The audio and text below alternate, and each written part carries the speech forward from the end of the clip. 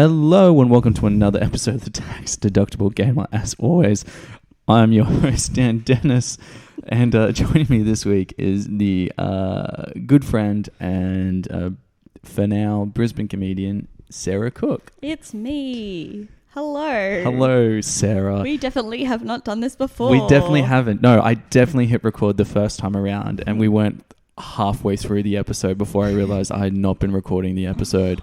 I think you just wanted to spend more time with me, and that's fine. I mean, that's also true. Tomorrow. You leave tomorrow. I don't know when I'll see you again. Probably in a month or so. Yeah. But you know, that's the way of the podcast. Yeah. You know, sometimes you hit record, sometimes you completely forget. And this is one of those occasions. Apologies if you're listening to this and going, this feels like a weird atmosphere I've walked in on. Yeah. It is. It is. It is a weird one. Is. I don't know. There's so much stuff that we did in the first one. I don't think we could do naturally again. I'm like, we don't have to talk about 9/11 anymore. Yeah, we don't have to talk it. Sarah doesn't need to share her views on certain people's. I was a little bit upset that she did. That was probably going to get cut, but that's... You don't need to assume that only bears exist in San Francisco in the 1980s in gay clubs. Yeah. I mean, look, that's the thing. I might bring that joke back because I think that was a funny... Or I might just reference what I said previously when we get to it. I mean, I've already done it, so sucked in. Yeah. Damn it. Yeah. No. 2021. 2021. It was a year. We met in 2021. We did meet in 2021. Yeah. And we've only known each other for a few months, and that's something that I've thought the entire time. Yeah. Yeah. We've only known each other for, numerous months. Here I was. I never would have assumed it was a year ago. That would be a fool of me. Yeah. Was it fine. 9? Was it 9 months? Yeah. You figured out we've got a pregnancy friendship? Yeah, pregnancy friendship. And now you're about to ship it off? Yeah, yeah. I'm sending it off to the convent. Yeah. At age 1. Yeah, at age 1. Just going to Sydney. Yeah. 2021, for reference, the 9/11 thing, because people are going to be like, what's going on? Okay, for reference. Okay. I do need to say it. So I was born on September 12th, and my 7th birthday, the first birthday I had in Brisbane, was the day that 9/11 happened. And, we were comparing who gets to win about being in Brisbane for the longest. And I think if your birthday happens on 9/11, it doesn't matter how long you've stayed here, you automatically win. Yeah. But strangely, what Sarah didn't mention in the story is where she'd moved from where she'd moved from to Brisbane, where she'd been living just prior to 9/11, which... I had moved from Lismore. Okay. You'd moved from Lismore, the home of training camps, the Al-Qaeda training camps. Yeah. Yeah. This has very distinct feelings of John Mulaney's mum saying that he killed Princess Diana. Like, I was 6 and in Australia. Yeah. And you did it. You helped plan it. Oh. Have you ever seen the Leaning Towers? I think it's on Prime, so you might not have seen it. No, I have Prime, but I haven't watched it. It was a show. It was a show. It was a show that they did a couple of years ago. It didn't get as much traction as it should have. I'm just triple checking it's recording. Fuck. It didn't get received as much traction as you could have, and I can't help but to think that was on purpose because it kind of showed that the only reason 9/11 happened was because of information silos between the CIA and the FBI. It wasn't until after the event, because it was fucking just bravado and ego being like, no, you share your information with us, we don't share with you and all that stuff. It was after the event that they realized that between the two of them they had enough information they could have stopped it, which is amazing. But that's always fun. 9/11, so we've covered 9/11. Yeah. And now, what video games from 2021 do you think could have prevented 9/11? The update to New Horizon, because as everyone knows, Animal Crossing is just about creating your own perfect world, and you can kind of just do that. If you have those urges, you could just play Animal Crossing instead of committing crimes against people. True. Yeah. I feel like Lottie from Happy Home Academy and that walrus, who I can't remember his name, but he's very adorable. Yeah. Neither of them would let it happen. No, neither of them would have let it happen. They would have been first responders if it did. Oh, of course. Them and Stu Buscemi. Yeah. And that guy from the show The League who lied about it. Oh, man. Who else? Oh, so we're saying which video game characters do we think could have prevented 9/11? No, I was just joking. But okay, yeah. because otherwise I was going to say... maybe Samus I was from gonna Metroid Dread. Yeah, Metroid Dread. Because I was going to say the game... a small snippet of a game I played this year that had I played all of, I reckon would have been on my list. It's a Game of the Year episode, guys. We're doing a Game of the Year episode. Oh, yeah. There's no news, so we're going to riff about 9/11 for a bit longer. Yeah. We apologise for the weird energy. Yeah. The coffee's wearing off. Yeah. How was the coffee, by the way? Very good. That's good. It wasn't too weak? No, it was perfect. If anyone wants to know anything about Dennis, he can make a good coffee. Yeah, I'm quite good at it. It's worth staying over. There's a magnet level in It Takes Two. We have magnet powers. And I reckon between the two of them, they could have prevented 9/11. It could have saved... Game of the Year, It Takes Two. The Game of the Year, the titular characters from It Takes Two, the two of them, they could have prevented 9/11 specifically on the magnet level. They wouldn't have let it happen. They would have saved their marriage and saved America. Oh, man. In that order, of course. Yeah. Well, technically, no, they would have saved America, and through the process of saving America, they would have saved their marriage. Yeah, I mean, if you prevent 9/11, your marriage is safe. It's a safe marriage. Like that couple, that's what they need to go through in couples counseling. Could you have prevented 9/11? Just do an escape room. Could you have prevented 9/11? And if you could, would you? Would you have had the communicative skills? Would you have been able to communicate with your partner in an effective manner in a way that they would be able to understand where you're coming from and appreciate where you're coming from, whilst also being empathetic towards you and their own needs in a way that could prevent 9/11? Is this a question? Is this a question I that they don't know. ask? I've never been in a couple. I've never been in a couple that thought, maybe therapy? Maybe we could do some therapy together. I don't know. That's the thing. Couples therapy. I don't know. Like, would you need couples therapy if both of you are already both going to therapy? I think, yeah. Yeah? Because I think there's things that you have to fix by yourself. Yes. And then there's things that you have to fix as a couple in terms of the way you communicate or the way you handle situations. Yeah. Okay. Or assumptions you have of the other people. Yeah. Like if you're constantly worried that the other person's cheating, you should probably go to therapy about that together and work through why that is. Yeah, gotcha. Yeah. Okay, that's fair enough. Do you think we'll see in either our generation or one of the next two generations the rise in... Because I feel like in our generation, people just started going to therapy because it's like, this is just a smart thing to do. They might not go regularly because they're not super sick, but they might go a couple of times a year because it's free through Australian government. You get either free or heavily subsidized. Yeah. Do you reckon we reach a point where relationship therapy becomes a quarterly event? Yeah, so I have a friend who goes with her boyfriend. Yeah. Regularly. Yeah. Not because they had any issues, but they lived in Melbourne during 2020. They were gotcha. I mean, if we want to make this last, we probably should actively work on it. Yeah, okay. I mean, Yeah. It's better than reading a Jordan Peterson book. It's better than listening to Joe Rogan. What do you mean? What do you mean it's better than reading 12 Rules for Life or taking ivermectin? How is that? Ivermectin fixes COVID. Or how I got kidnapped and taken to Russia by my daughter and poisoned. What is that story? Yeah, he got poisoned by his daughter. Who did? Jordan Peterson. Fuck. I did not know that. Yeah. Oh, that explains a lot. Friend told me that. Okay. Well, that's interesting. Now we know more about Jordan Peterson that I was ever hoping to know. Yeah, I'm sorry, guys. No, it's always strange when you find the people in your life who actually like Jordan Peterson. You're like, really? Oh, yeah, like my dad. Yeah. No, well... Men, you can always go you can wow, and then you're like, but I guess you're a guy. It's always the women that surprise me. I'm going to just on record say that I do not care for Jordan Peterson. Cool. I'm also going to say I do not care for Jordan Peterson. So we've got two allies in the anti-Jordan Peterson movement. Yeah. But yeah, no, there was a couple of people that I was quite good friends with who were quite very socially progressive who were big Jordan Peterson fans. I was kind of Huh? How does that work out? That's bizarre. What was the whole traditional family values? Okay, so we covered 9/11. We've covered Jordan Peterson on this video game podcast. We've covered couples counselling. Yeah. So we've covered the big three. Is there any more topics that we need to cover before we get into it? How are you? Good, actually. No, good. I've been cleared for alcohol again, so I'm back.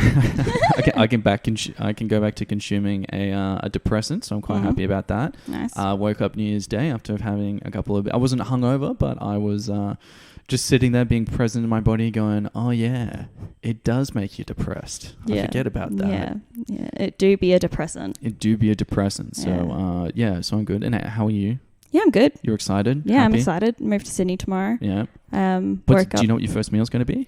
Oh, I think I know that definitely we're going to a Puto tomorrow night for ramen. Oh, nice. Yeah. I don't know what. Oh, I we arrive there at 8, so I'll probably go to Paramount Coffee Project and get breakfast with my mum. So your mum's flying down with you? Yeah. There's a beautiful cafe in Surrey Hills. I've forgotten its name, but I'll get the name for you. Yeah. But yeah, they do amazing like ricotta and honeycomb pancakes. Oh, nice. Yep. Yeah. Paramount Coffee Project is on Commonwealth Street. Okay. Yeah. Nice. Yeah. It's nice. I just go there because it's one of the places I know has good coffee. Yeah.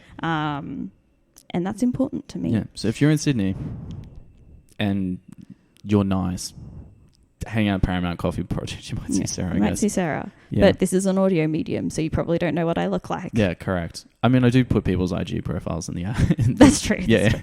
That's okay. Cool. So we're good. We're good. We're good. We're recording. Yeah. But no, we're good. We're good. It's the time. It's what everyone's read it in the list, in the name of the episode. They press play.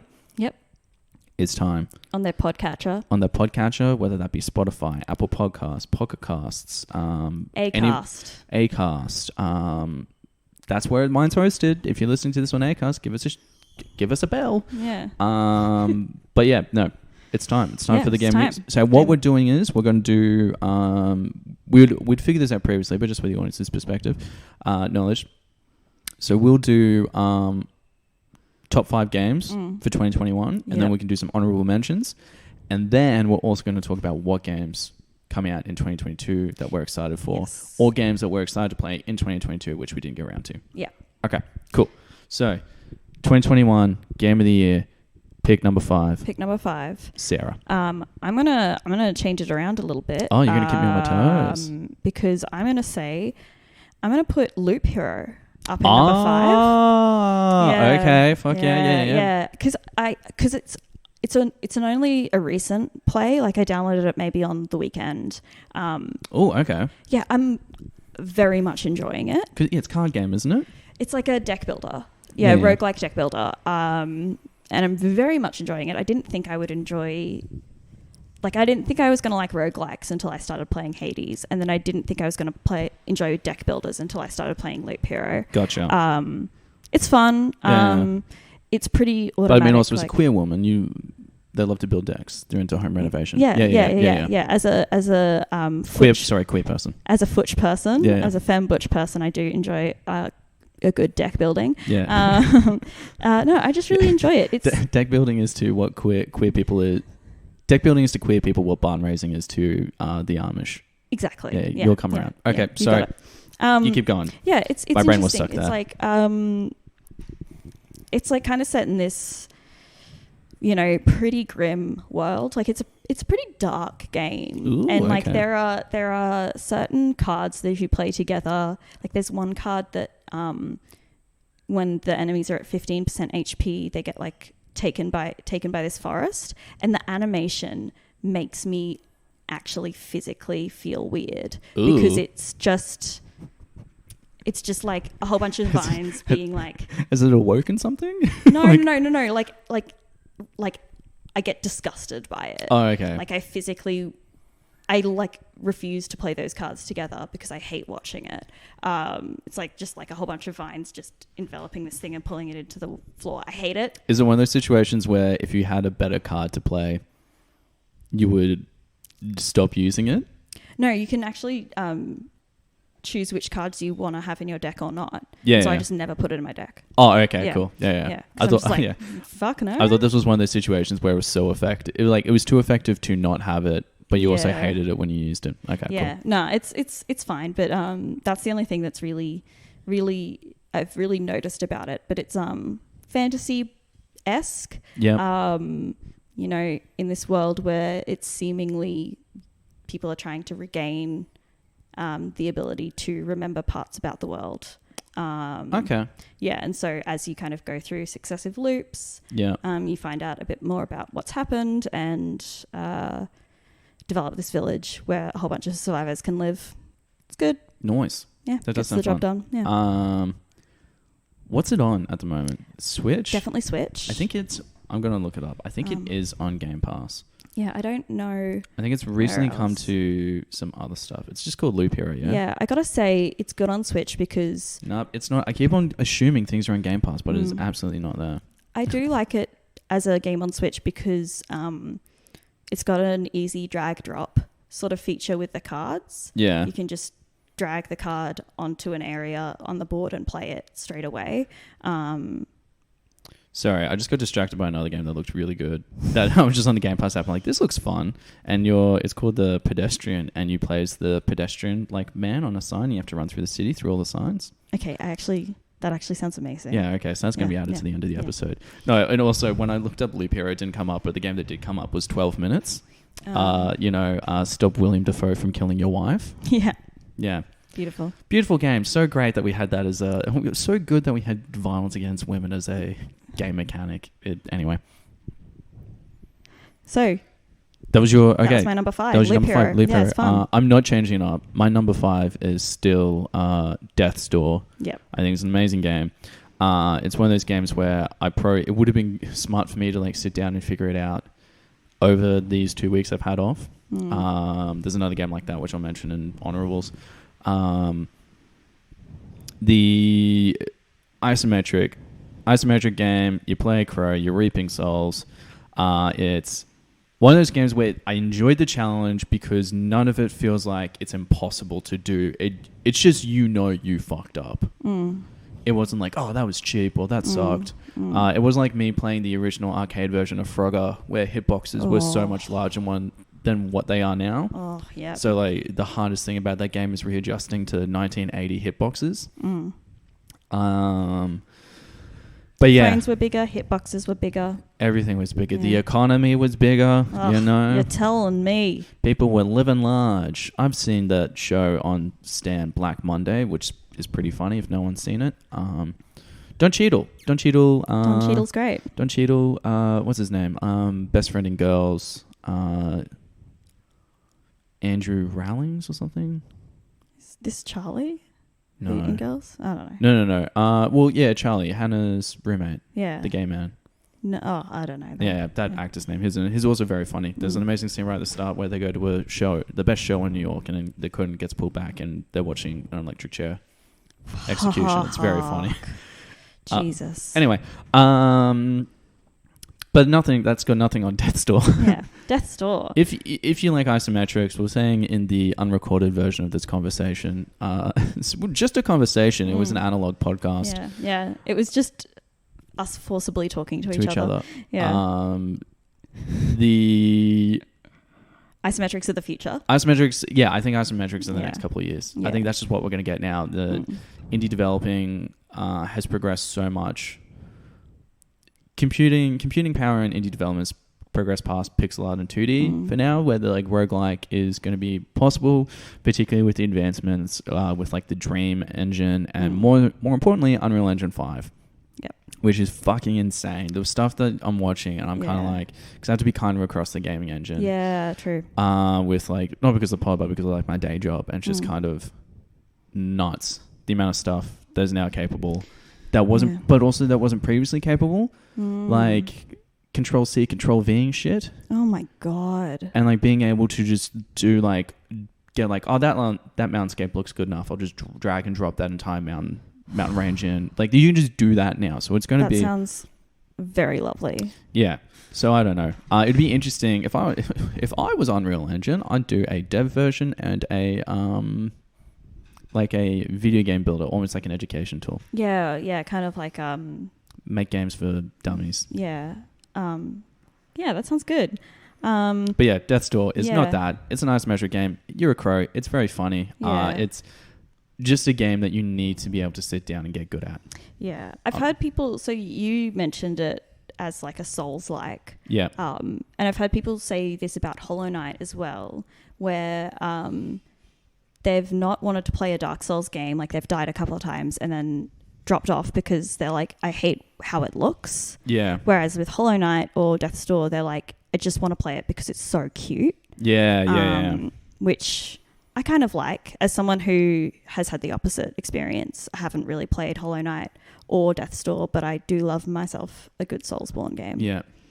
Yes. So yeah, that's my number 5. Death's Door. Yes. Back to you, Sarah. Oh, beautiful. Thank you. So number 4, I'm going to do Unpacking. What? No. Yeah. This one's staying the same. Yeah. Cool. So Unpacking, it's good. Australian game. Yeah. It's just, I think I mentioned it as reverse Tetris, which is basically what it is. That's what I was saying from the stills. It looks very nice. Lovely to play on Switch because you can just, again, drag and drop things to And places. this is on the Switch Pro as well. Yeah, so you're watching on that OLED screen. On that OLED screen, God yeah. I've got a tempered glass protector so that I don't scratch up the screen. So it's beautiful. Yeah, I really like it. It's just really simple, but yeah, a really nice look into someone's life as they sort of go from being a kid, you set up their, childhood home to, being an adult and then going in and out of relationships, which I found very, personally, very meaningful because I moved in and then moved out of my ex's place in 2020. Yeah. And so I kind of found that, I found that like spoke to me a bit. Just nice, good music, good visuals. There's no rush, there's no timer. Yeah. If you fuck something up, it'll tell you. Yeah. It's just an easy game. Yeah. And I think I liked that, particularly, Loop Meditative? Heroes. I would say so. Loop Heroes a bit, it's really dark, but I enjoy it. Whereas with Unpacking, it's so almost like mindless because you're just sort of fitting things in places. It's just nice. It's just a nice game. Awesome. That sounds really good. I think, I looked it up. Unpacking is on Game Pass.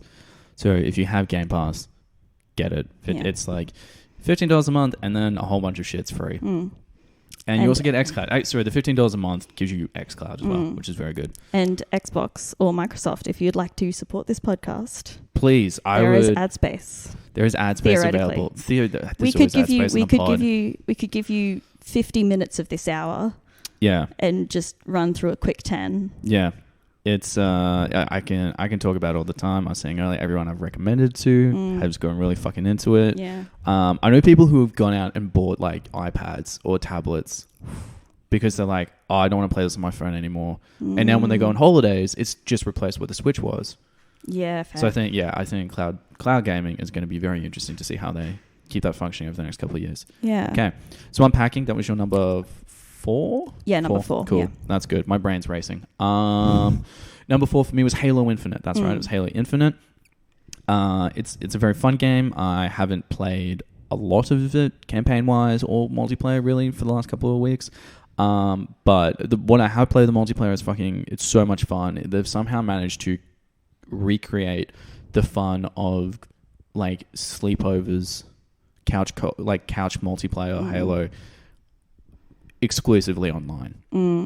I know that's something to do with like also like you go jump in a party with your mates and stuff like that, and like, but being able to like team it just feels so much better. I can't really describe why the multiplayer is better per se, but like big team battle is so much fun because there's like objectives that you can do together. So in that sense, it kind of feels like a co-op mission. But they're really fun. Standing multiplayer is pretty good. I haven't played a lot of the campaign. I will be finishing. I can definitely. I say this a lot. I will finish the campaign just because I love Halo. Yeah. But yeah, It's from the open world aspects are super interesting, and the fact that they're just kind of like, okay, maybe we shouldn't just do straight linear mission games anymore, which is good because in Halo 5 there was like 2 1-minute missions.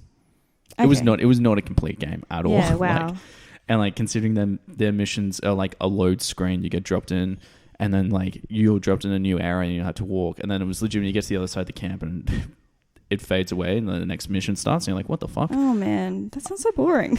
Yeah, no offense, but yeah. They suck. I've watched people play Halo Infinite on the Twitch. Yeah, and on the Twitch. On the Twitch. On the Twitch TV. On the Twitch.tv. Yeah. And it looks fun. It looks fun as. It is so much fun. Yeah. So, cannot recommend it enough. Yeah. But yeah, and what I was saying was not what I was saying here, because that sounds rude without the context of what I was saying in the unrecorded episode. Yeah, I was like, geez, all right, I'm sorry. Sorry, no, yeah, sorry. You didn't stand. Just because I'm wearing open edge shoes doesn't mean you can step on my toes, Sarah. The grappling hook. The grappling hook is fucking sick. I really, really enjoy it. And the thing I'm enjoying the most about it is that I'm slowly starting to relearn how to play Halo with full 3D mobility. It reminds me of, I'm going to assume you've seen Attack on Titan. No. Really? Yeah, I haven't. Okay. But do you watch anime? I assumed you did. Yeah. Let me give you. Sorry, that wasn't like, oh, I do watch anime if you haven't seen Attack on Titan. It was like, for some reason, I just. Anyway. No, let me give you my sort of version of this. I imagine that it's like in the first episode of Full Metal Alchemist Brotherhood. If you've seen that. I actually haven't seen that. It's fucking good. Yeah. I haven't seen the classics. I've only been going on new stuff. Oh yeah, Full Metal Alchemist, hands down. Yeah. Best show I've watched in a long time. Anime or other.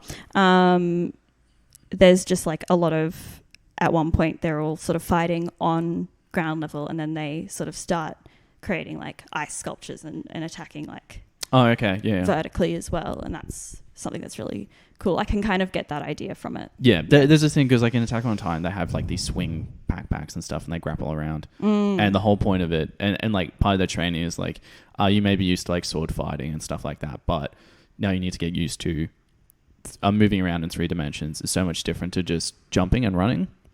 Because all of a sudden there's like, it completely changes how you can attack something. Like you could zip up behind them and then shoot them from the back and shit like that. Yeah, right. So it's just like learning like that. And I think, the thing I compared it most to was the original Insomniac Spider-Man game.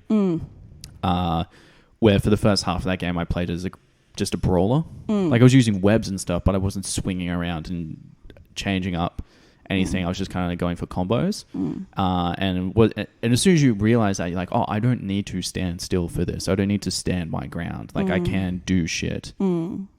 That's where it gets really interesting. Yeah. But yeah. So yeah, that's my number 4, Halo Infinite. Halo Infinite. Yeah. Gotta play it. Also, I do want to mention how funny it was that they just didn't give a shit about the end of the Halo 5 story. Like, end of Halo 5 is just Cortana's going rogue. Chief's gone rogue to try and save Cortana because that's been his AI forever. She merges with like an elder god, creates a big bad of the universe, and just in the beginning of Halo Infinite, there's just a cutscene. It's like, oh yeah, Cortana deleted herself, and you're like, what? Like, Cortana? She dead. She dead. We don't need to worry about this big bad anymore. And you're like, we've been waiting for that. Oh, but yeah, they changed it up, and it's whatever. But of course, that's So that's me, number 4. Number 4. Okay, for me, number 3, I'm gonna put that one in as Monster Hunter Rise. Yes. Because it's a good segue talking about grappling. Love Monster Hunter. Been a massive fan of the franchise since Monster Hunter World came out, which doesn't feel like a long time, but it came out in 2014, I think. Don't at me if that's incorrect. I was going to say, I don't think that is correct. I don't care. Okay. It's 28. I started playing it in 2018. Let's say that. Yeah, I think that's when it did come out, because I've been doing comedy since Monster Hunter came out. Yeah, because who was playing it? Michelle. Michelle was a big fan. Yeah. So love Monster Hunter. Love Monster Hunter World. But there's a point at which you just get not too good, but there's like a cap at which you start to plateau, and trying to get better is so actually difficult that I've really dropped off Monster Hunter World. Rise is cool. I like the aesthetic because it's sort of more like set in sort of like a Japan-inspired Yep. setting, which I really like. They've got a grappling hook, which I think is awesome. We love grappling hooks. You have a little palico, which is like normally you've got a little cat that follows you around and talks to you and makes cat-based puns. And then you've got a dog this time that you get to run with, and it attacks with you, and you get to hop on it and move quickly, which is something that doesn't happen very often in Monster Hunter. Yeah. Movement is slow. The game can be slow. I haven't played much of it, but keen to give it a bit more of a go in 2022.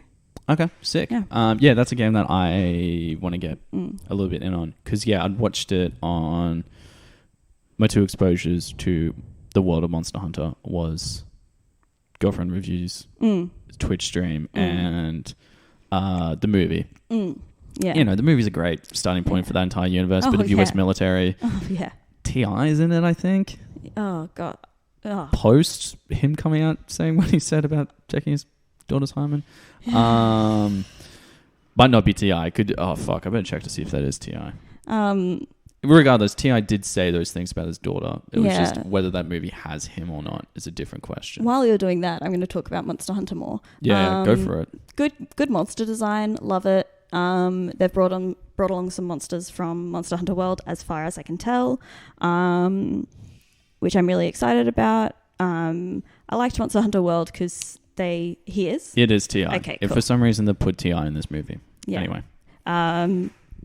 They update it frequently. Like Iceborne came out more recently, and it was a good DLC. And even though it's Capcom and everything is money based, they do put a lot of effort in. LinkedIn campaigns that are free, LinkedIn missions that are free. LinkedIn missions. Connect with your coworker. Yeah. Endorse this monster for being good at killing you. To be honest, though, working on your LinkedIn account does make you feel like a monster. So.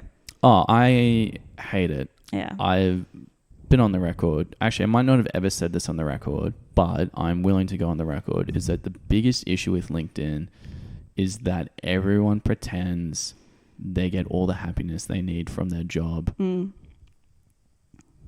that all the happiness they need from their job, and like they've never done MDMA before. Like, it's just like it's so fucking strange. Like, guys, can we stop pretending what we did on the weekend didn't happen? Like, this is a professional space. I'm like, well, really, it's just like an employee of the month RP server. Yeah, it's role playing being good.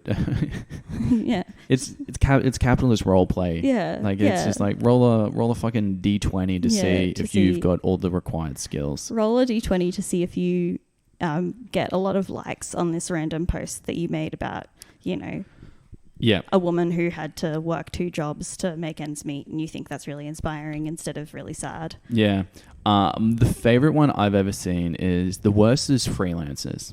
Freelancers are the worst on LinkedIn. This used to be a gaming podcast. Now it's just like a shitting on freelancers podcast. If you're a freelancer, good for you. No, if you're a freelancer, good for you. You might be really enjoying it, but just don't be this type of freelancer, which I'm about to describe. So if anyone here hasn't been on LinkedIn, one of the little hacks is to put 3 dots between all your paragraphs, or spaces between your paragraphs, so then it forces a see more, so then people have to click on it, and that comes up as engagement, and it's more likely to start trending. Fun little fact for you all. So this one was, it was all caps, I lost a client today. I'm not connected with this person. It was just a trending in social media marketing thing. It was like, I lost a client today. And it was like, yada, yada, yada. They stopped responding. They'd stopped responding to my emails. Like, I thought I still had work with them, and I was really upset by this. And then today I received an email. This was all hidden away, by the way. I had to hit see more to figure out why this was trending. The reveal was she'd just found out an hour ago from the family that their client had killed themselves. And it was just, she just made this person's suicide all about herself. Like that, and then she kept on going about how, like, sorry, you okay? Yeah, no, I hate this. Yeah, I hate okay, this cool. so much. I was really worried then that I'd accidentally just like set something off in your brain. No, I was like, no. fuck. I just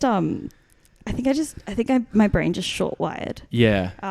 Holy shit, that's terrible. It was I hate that so so fucked. It was so Holy fucked. shit. And it was talking about making sure to check in and be kind to yourself and stuff like that. And like all these people were just like, oh my god, that's so inspiring of you. It was just like, no, this is a fucking hellscape. You're a terrible person for posting this and making this about yourself.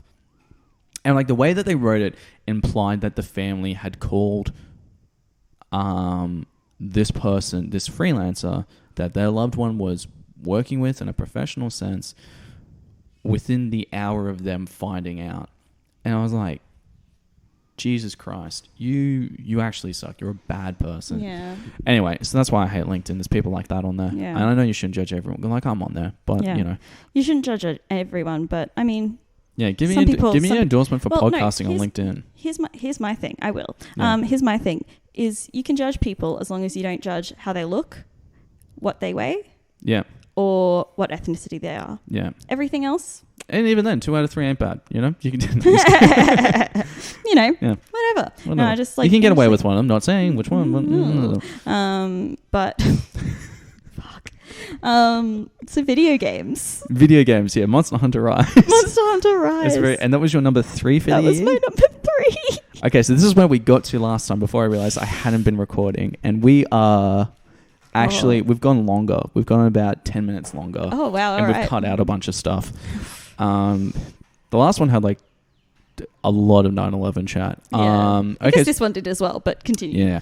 So my number 3 is Ratchet and Clank Rift Apart. Yes. This is my return to the franchise. The last one I played was Ratchet Gladiator. It's by Insomniac. I really fucking love Insomniac. I'm starting to realize that they might be my kind of studio. I'm starting to realize that I have feelings for them. They might be mutual. I'm not quite sure. We'll have to wait and see. But Ratchet and Clank Rift Apart, if you don't know by now, it's just space shit. It's so much fun. Having not played these for years, I don't know what's new to this game and what isn't. What I really enjoyed is that they actually, you know how like when they use the HD Rumble features essentially of the controller, they actually made use of that, and the only other game I'm aware of that's done that besides Astrobot's Playroom is Deathloop. And Dark Souls. Demon Souls. Demon Souls Remastered. uses... Yeah. Okay, yeah. I don't have a PS5. My brother does, and I played a little bit of it. Yeah, it's good. Yeah. And like that was even just interesting, just playing Rift Apart and like the different types of ground you're walking on. You got different rumbles to the vibration. That's nice. That was really good. It's not a super long game. I took the day off work. I didn't call in sick. I did take the day off work. It was all okay. To play it, and it was one of those things where I had to stop playing because I realized if I didn't, I was just going to finish it. That's nice. I like a short game. Yeah, a quick game's a good game, as they always say. Yeah, a quick game's a good game, but like we say short, but it's still like maybe 15 hours. Oh, all right. Yeah. So like, that's about Outer Worlds length. Yeah. Yeah. And is Outer Worlds the Fallout clone or? In space and capitalism has ruined everything. Yeah. Not like in real life. Not like in real life, where capitalism rocks. The guns are so much fucking fun, and figuring out what your type of combo is was amazing. So like my go-to combo is I used the turrets that turned everything into moss. So I was leveling them up, and then I was using the mushroom fighters, so you get a whole bunch of mushrooms that start like attacking people for you, and then I'd use them to take out the little guys. I'd focus on the little guys, and then I'd take out the big guy with like my heavier weapons. It was so much fucking fun, and leveling everything up was fun. The gameplay loop was super fun. It's a game where I'm kind of like, maybe I would try out this whole New Game Plus thing. Oh, I love a good New Game Plus. Yeah, so it's but yeah, Ratchet and Clank.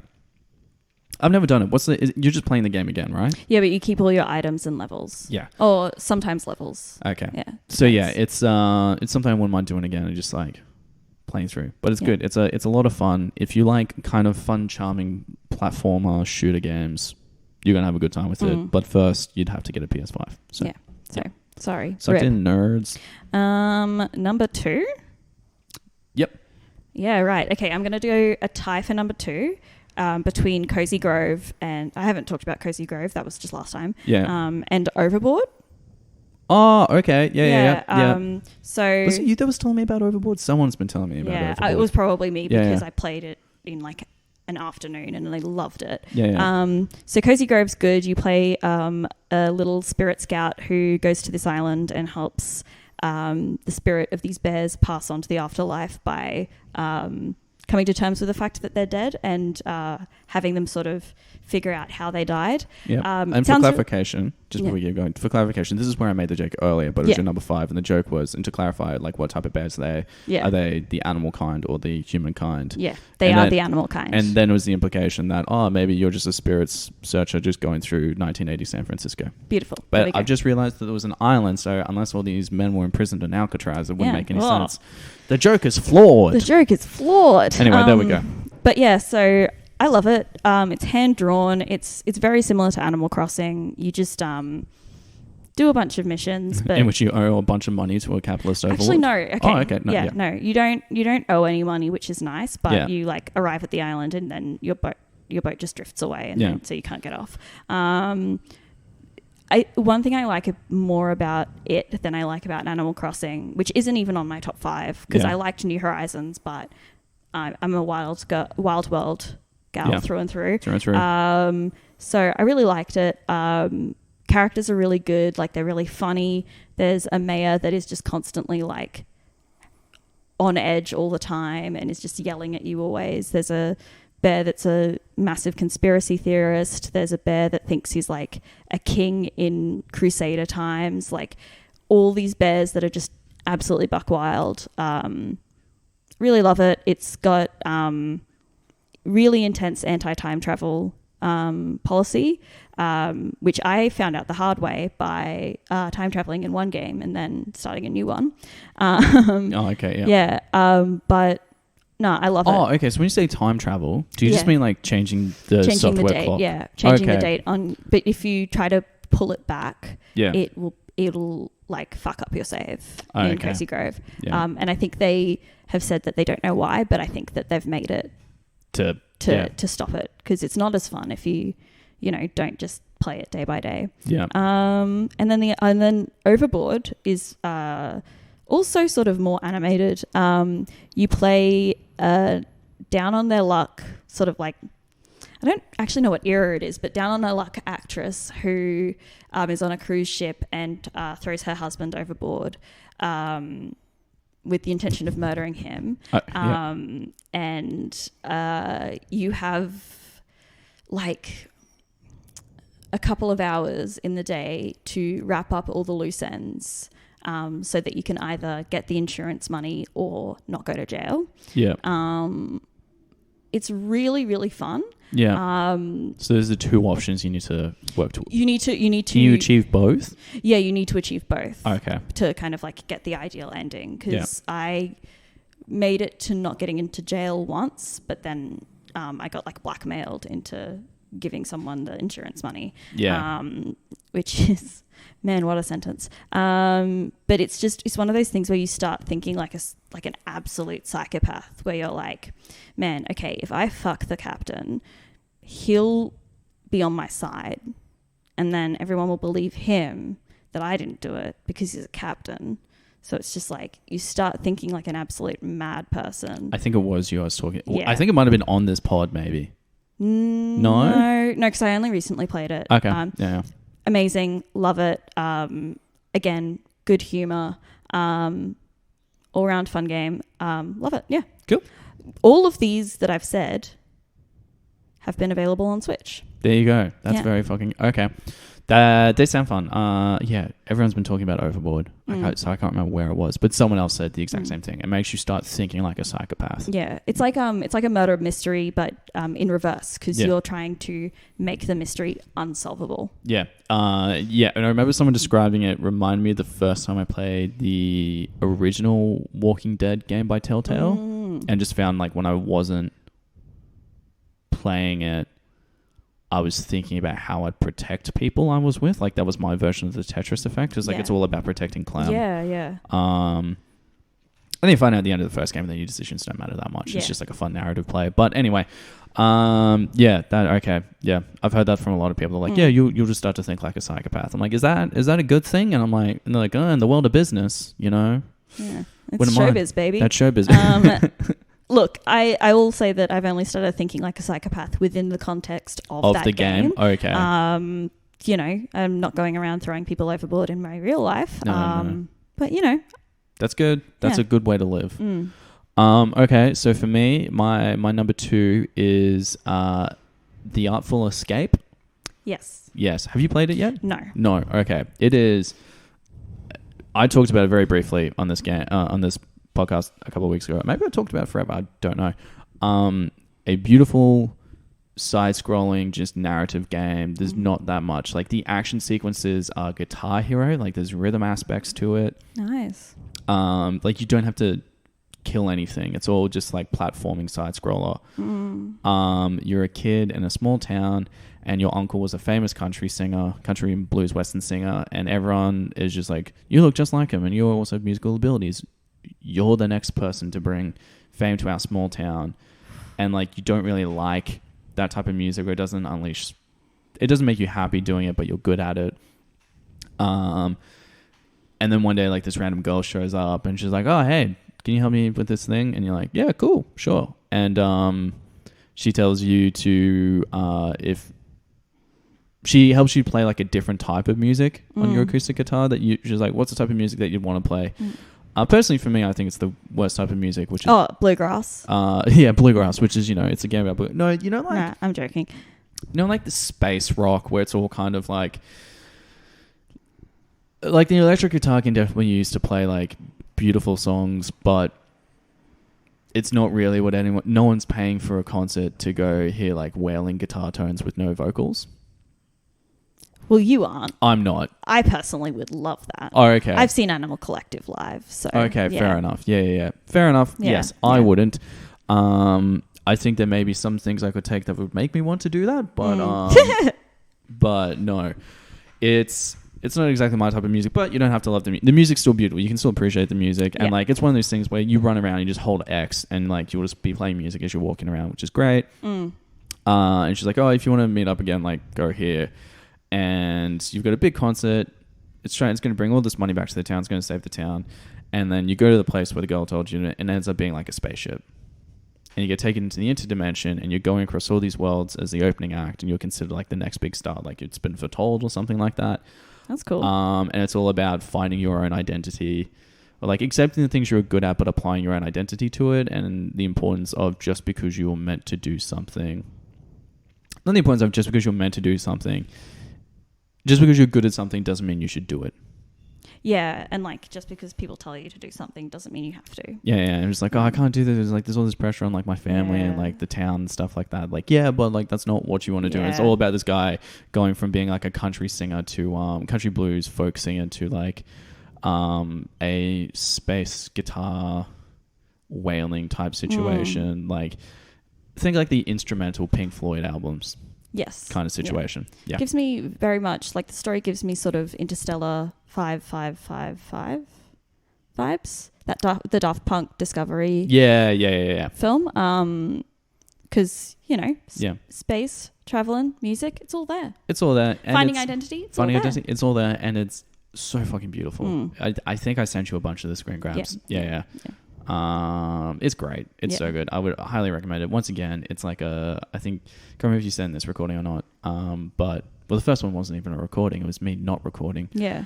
We didn't even get here by this point. Oh no, I mean with Unpacking being like a 5-hour game. Unpacking's 5 hours. A lot of the games I've recommended are short or have short, gameplay loops so that you can just play. Yeah. And 10 minutes or something. Same with what do you call it? An Artful Escape. It is. Yep. I started playing it because I didn't realize I had to download the campaign on top of updating Halo to start playing the campaign. So I was like, oh, whilst this is happening, I'll just play an Artful Escape because I've heard good things. And I just end up not playing the campaign for a bit because even though it's a 5-6 hour game, I was like, oh, I didn't have that much time. So I was just playing chunks at a time. So fucking good. My housemate Ben came in and he was just like, oh, what's this? This looks really nice. I'm like, it is. You should do it. But anyway, I love that game. It's on Game Pass. Nice. Cool. So number one. This is your game of the year. My game of the year. And it was the first game I came on the podcast to talk about. Oh. And I would like to thank the Australian Censorship Agency for letting me make this my game of the year because it is Disco Elysium. Yeah. Finally released in Australia. in 2021. Just the best game I've ever played. If you can die in the first area because you're just a fuckwit, it's a good game. Yeah, gotcha. Like, you can die because you sit on an uncomfortable chair. That happened to my brother when he was playing Disco Elysium. Fuck, you end up having a heart attack and dying because the chair's so uncomfortable. That makes sense. It's just a funny game. Like, I think like the thread through all of this has been, you know, either it's really just short, fun games, or it's got a really good sense of humor. And Disco Elysium has just great dialogue, but then great internal monologues with different aspects of your personality and your psyche. Yeah. Which I just love. And I haven't given it a second playthrough, but I probably think that once I've sort of finished all the games that I want to check out, it's next on the list to replay. Okay. Yeah, love it. Love it. Okay. That ever-growing list of games that you want to check out. Yeah, it's like worse than my list of books. Yeah. Oh man, I've played so many games this year, and I've read like 3 books. Yeah. Okay. Congratulations. Yeah. It's pretty good. So yeah, Disco Elysium. We talked about it heaps. That was like episode. I think it was episode 3. That was like a lockdown. I was in quarantine. Yeah. Just, you know, such an interesting world, and one of the, like, the end of the game, if you do everything similar to how I did it, you have this really, really sort of like touching moment that is undercut by the fact that it is so buck wild and hilarious, even though it's like played completely straight and very touching. Yeah. You're like getting emotional and also just pissing yourself at how funny it is. Yeah. Love it. Good game. Okay. Awesome. And that brings me to my number 1 of the year. It is a game I've mentioned numerous times on this podcast, but I've never officially discussed it on the podcast. I've never given it an official review. Do you have an inkling? No. It is Bowser's Fury. Oh, yeah. Yeah. This is my game of the year. This is, I think, if someone has never played a Super Mario game before, pick up the it is an add-on to like 3D World or something, which was, I played a bit of that. I was like, this is pretty fun, but this is just a Mario game in a 3D aspect. Like, still very fun. I just haven't got back to it. Bowser's Fury is a game that I've been thinking about all fucking year. It is so interesting. I hope that they use as the blueprint for all future Mario games. It looks like that's what they're doing with the 3D Kirby game coming out either this year or next year. Yeah. Where story is Bowser's covered the sun in muck. Ew. That's pretty much it. And like you've got and like the only way to beat Bowser is like giant. So all this water and all these islands are like covered in muck, and you got to like go around, and on the different islands are just different 3D platforming areas and puzzles. But it is an open world Mario game. Oh, cool. Yeah. And sort of like the next step from Galaxy. Kind of, yes. Yeah. Where Galaxy, you had to travel to the different planets. Yeah. And same with Odyssey, I guess. And same with Odyssey. But this is like everything's all connected. So like, that's nice. I like that. The final fight, you can travel to the final fight from the beginning area. Yeah, I like that. With ease. Yeah. It's not a massive area, but like I'd love to see them build it out further. Yeah. The closest I probably came to it, I can think of in Odyssey was the desert. Yeah. Area where you just massive. That felt massive, and there was like different little platforming things scattered throughout it. Yeah. This one's harder to define as how it was different to that, but it was just the whole game was that. To beat Bowser, you had to like go around, beat all these different platforming areas. Each platforming area had the ability to get 5 cat spells. Okay. And when you get enough sun shrines, which would awaken the cat spell, which turned you into like just a Goku version of a cat. Mario in a giant cat suit, and it's Goku, and he can beat up Bowser. And Mario is a cat boy, confirmed. Yes. And you have to do that a couple of times to beat Bowser for good. And like Bowser Jr. is your friend in this because he's upset that like his dad's being possessed. And what else? All like the different suits. You know how like in a traditional Mario game you'll stumble across like a suit. You do that in this, but you can also stack them up. You don't automatically turn into that suit's power. Oh, that's It's cool. just that you've collected it, and then you can select when you want to use it because the different suit like powers. Equipment.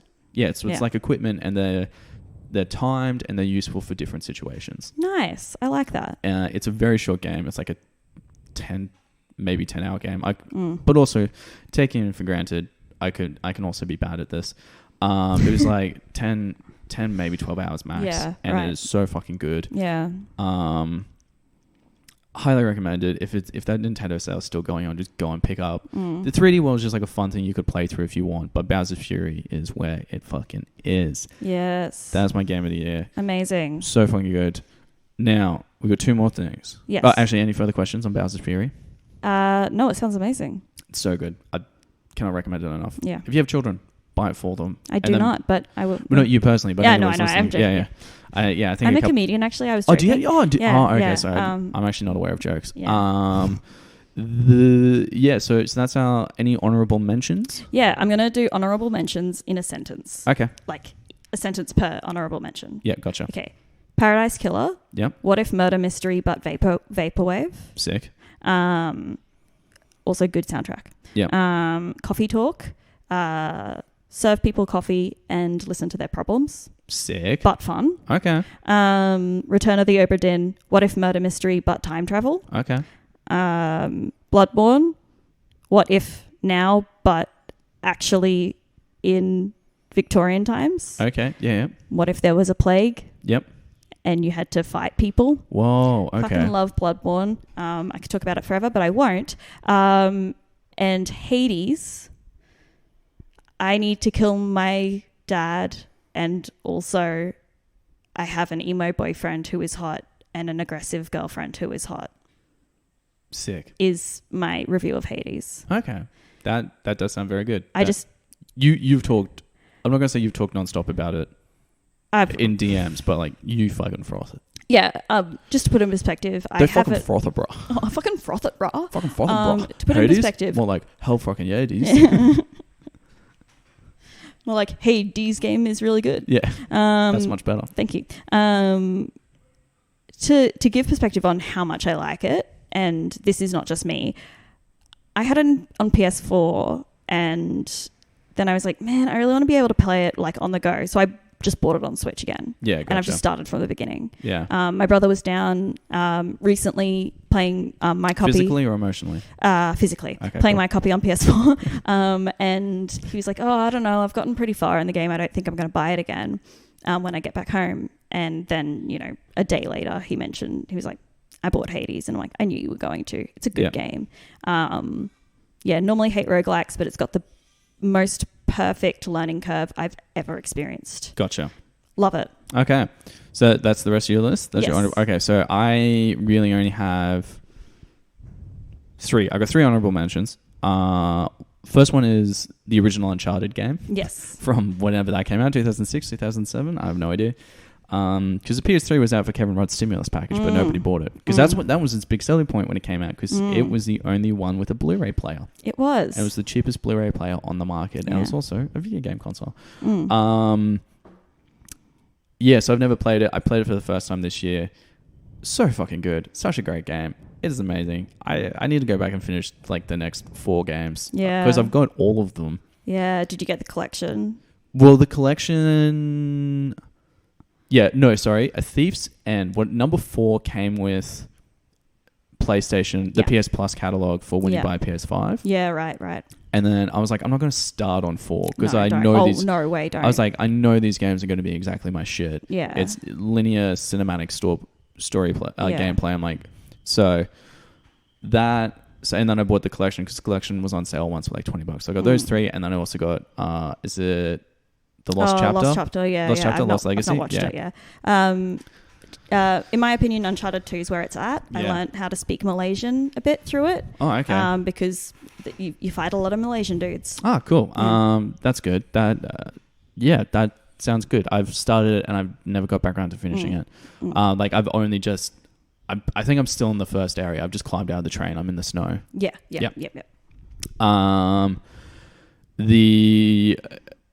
So that was my first honourable mention. My second honourable mention is Returnal for the PS5, which is also a roguelike. Yeah. Roguelike time loop situation. I really liked what I played of it. The issue for me was it was too high of a learning curve, and I didn't have the time in my life to learn it. And it felt like something, if I had someone to kind of help guide me a bit more with it, might be a bit better. You know, like a NASCAR situation. Yeah, like a guy. There's a driver. There's a driver and a guy and a person next to you telling you what to do. Yeah. Like, that sounds good. That'd be it for me. Whilst I learn how to play it, it's a lot of fun. Really cool setting. Really cool concept. I just didn't have a lot of time in my life this year to sit down and get good at a game. And the final one was Ghost of Tsushima. Yeah, right. I was enjoying it, but just didn't get far. Yeah. Because it was a massive fucking commitment of a game. Oh, yeah. And I wouldn't mind getting back to it. But, you know, I think it was just one of those things where with this podcast, it's made me play more video games than I normally would. But it also means I have no time for like these bigger games. Yeah. I need to figure out a different way to... Yeah. I'm not ending the podcast, don't worry. For the few people who are like, oh, don't end it. No, don't end it. We're really going to miss it. Actually, it's been strange. It's been really nice. I've been getting some nice little messages recently of people checking it out. And they're like, oh, this is actually really good. And I'm like, thank you. For the backhanded compliment. Thank you. Yeah, they're like, oh, I was just kind of surprised. I'm like, yeah, that's cool. But anyway. I'm going to jump on just one more. Yeah. Thimbleweed Park. I played it this year. It's fucking... Did you say simple? Thimbleweed Park. Oh, I thought you said simple. I was like, just a bunch of simps. Yeah. No, it's... Stoner it's simps? a point-and-click adventure game in the style of LucasArts. Like Monkey Island and stuff. Oh, okay, cool. And it's like off-brand Scully and Mulder try to figure out a murder. Loved it. Okay, that sounds very good. That sounds... I enjoy point and click as a fan of the Telltale games. Yeah. Cool. And I guess the only other thing I give an honourable mention to, simply because it's not a video game, but just an amazing experience that really probably kicked off this year, were xCloud. Microsoft Game Pass is fucking turning to an amazing service. I recommend it to everyone. If you like video games but you don't want to commit to a massive console or a PC, you can normally get Game Pass Ultimate for a month, for like 3 months. First 3 months for like $1 a month, so you can do like a 3-month trial for like $3 to see if it's for you. And then I'd also just recommend getting an Xbox controller, which is like $80, so it's like $83 to see if this is for you. Some people, that is definitely outside of their price range, but also there's a bunch of games that you don't need a controller for. Yeah. And that list is always increasing. Yeah. They have touch controls. So there's that, and which kind of leads into, I'll use that to jump. Oh fuck, I forgot about Forza Horizon 5. I'm not a racing gamer person. It's fun. It's an arcade racing game. It's an arcade racing game. It's fun. Yeah. Like, exploring Mexico is really good. It's just really really fun.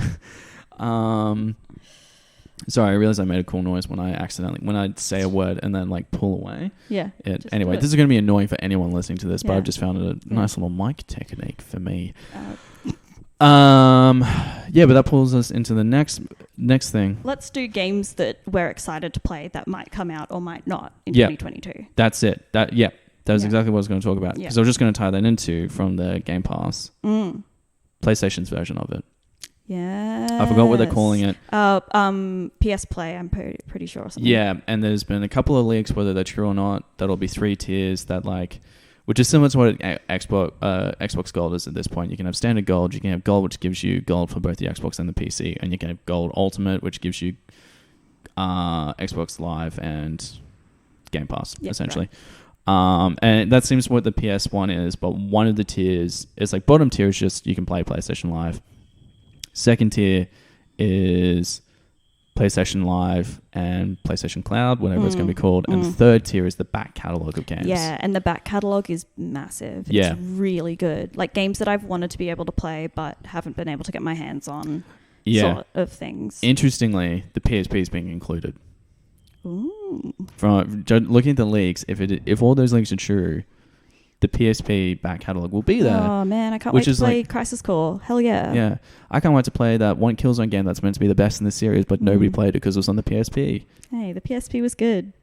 PlayStation Vita was a good console, and so was the PlayStation Plus.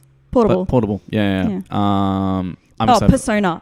Persona 3 and 4 are on it, and I really want to play Persona 3 and 4. Yeah. Okay.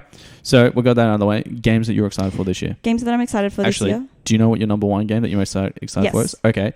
I know mine. I'm going to count down from 3, so I'll go 3, 2, 1, and then we say them at the same time. Yeah. Okay.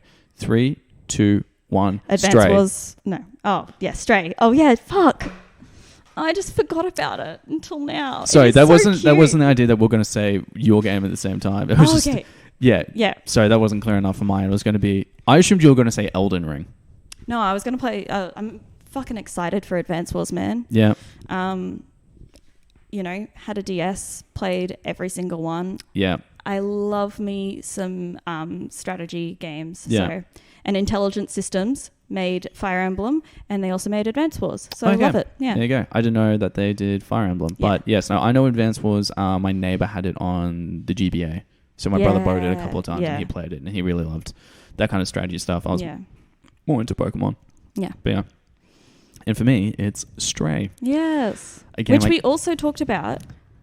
Oh yeah, on the first episode. Together. Yeah, it is. I cannot fucking wait. It's very cute. I was looking up the other day. I'm like, when the fuck is this game coming out? And it's still no clear release date. It's still, I think it's still first quarter 2022.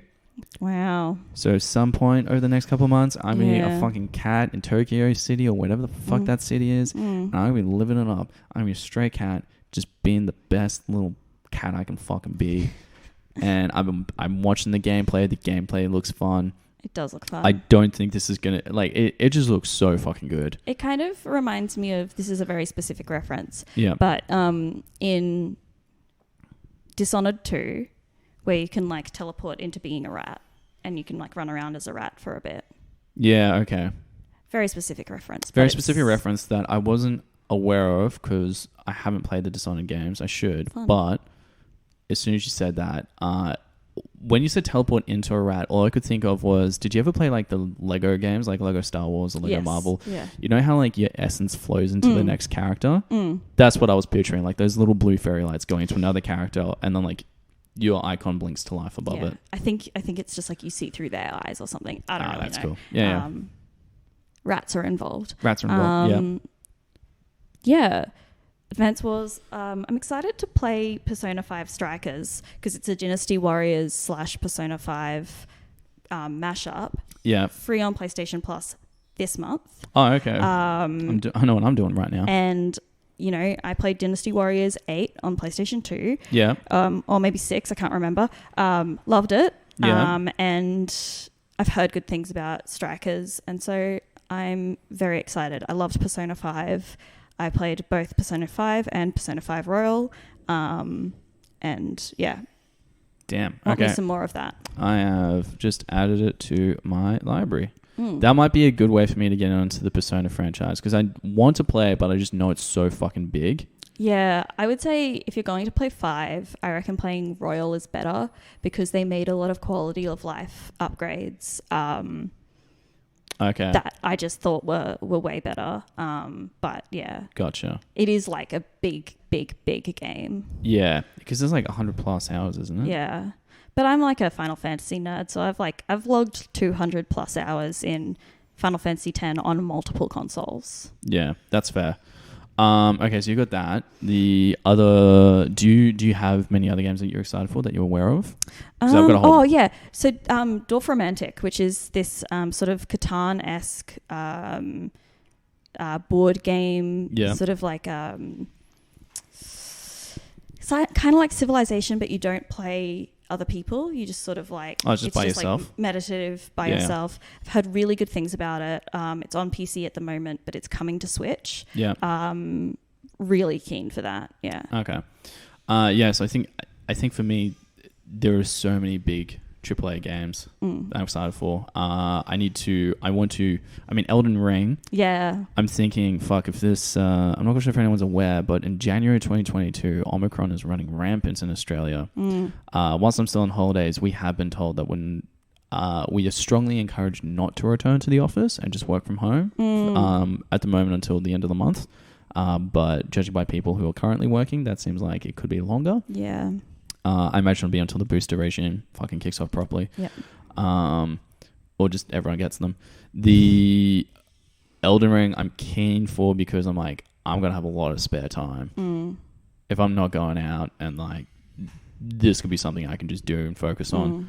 The other thing this month, January's a big month, is Pokemon Legends Arceus. Yeah, I'm excited for that as Open well. world Pokemon game, I'm really excited for that. that. Also sort of set in sort of Japan-esque. Yeah, like feudal Imperial Japan. Imperial feudal? I don't know.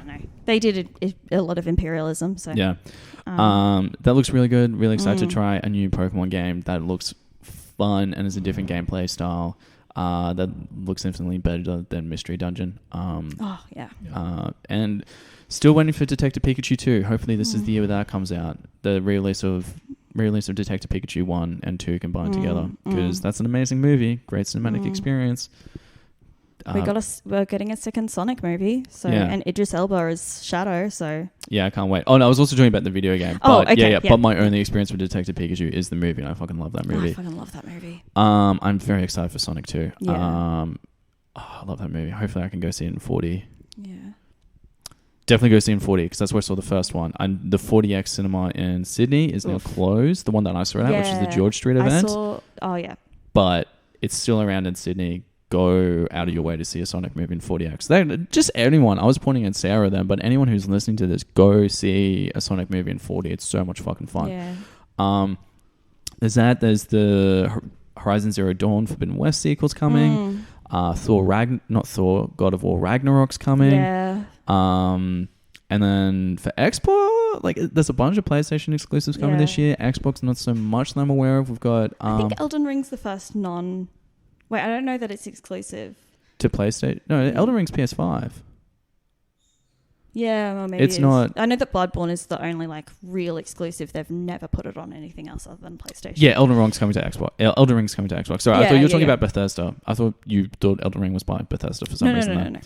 No. So that'll be fun. Xbox, there isn't much. It's... What is it? Not Starlight. StarQuest. StarQuest. Oh, yeah, that Bethesda one. Yeah, we were legitimately talking about it before. But what if Fallout, but in space? What if Skyrim? But interestingly, they haven't been saying Fallout. They've been saying Skyrim. They've been saying Elder Scrolls. Starfield. Because Fallout 4 and 76 really tarnished the franchise a bit. Yeah. So. I would absolutely murder for a New Vegas remake. Just saying it. Well, did you read his what do you call it? AMA? Yes. And how they were saying they're all actually massive fans of New Vegas. Yeah. So to me that kind of explains Fallout 4 a bit, because it feels like they were trying to take elements from New Vegas, but they didn't fucking nail it. Yeah.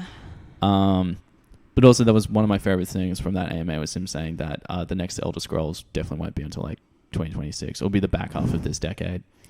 Jesus Christ. Which is so fucking funny. It means it'll be almost 20 years. Fuck. Because they keep on re-releasing Skyrim and doing Elder Scrolls Online. Actually, I don't think there's any massive... I remember watching a video on IGN. IGN did a big video. It was all the exclusives coming for Nintendo, PlayStation.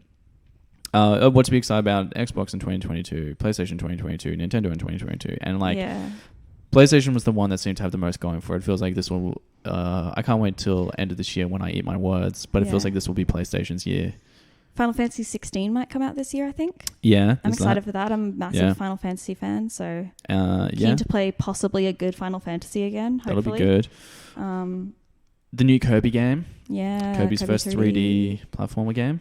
Yeah, and I think they might be releasing Final Fantasy. They might be releasing the classics on Switch. That'll be good. If not Switch, they'll definitely have it on the PlayStation one. Oh yeah. Yeah. I think they already do, but. Oh, okay. Sick. I think that's kind of it for the... We did it. We got through it. That's a good length episode. Hell yeah. It only took us a couple of hours. You might be like, wow, Dan's so really tired. It's because we recorded for almost 40 minutes before we started recording this one. Oh well, we got there in the end. We live and we learn. Record your episodes, people. Yeah, press record on the recorder, not just the camera that we were using to record it, which now has footage that you'll never release to anyone. Yeah. It's just for us. Just for us. Sarah, this may be your last time on the pod in person for a while. Yeah, it will be. You'll be online. When we bring you back. Virtualverse. Anything you'd like to plug? Oh man, you always say this, and I don't really have much. You can follow me on Instagram at Sarah O Cook, because that is my name. Is that a pun? I know your name's Sarah Cook, but it's Sarah O'Clock. No, my middle name's Olivia. Oh, okay. Yeah. So no, it's just. And your confirmation name was Rodrigo. So. No, it was Catherine. Oh.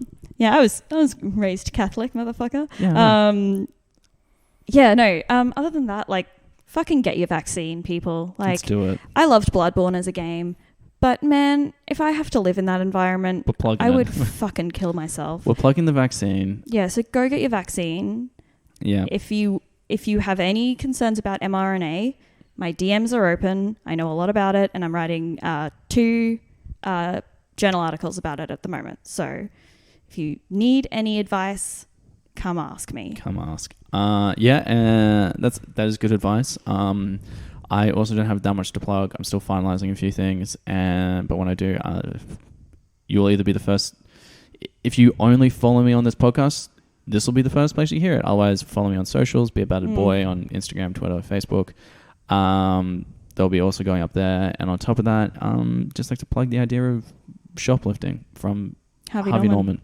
Yeah. And any major corporation that posts a profit off the back of taking money from the COVID stimulus and then not paying it back.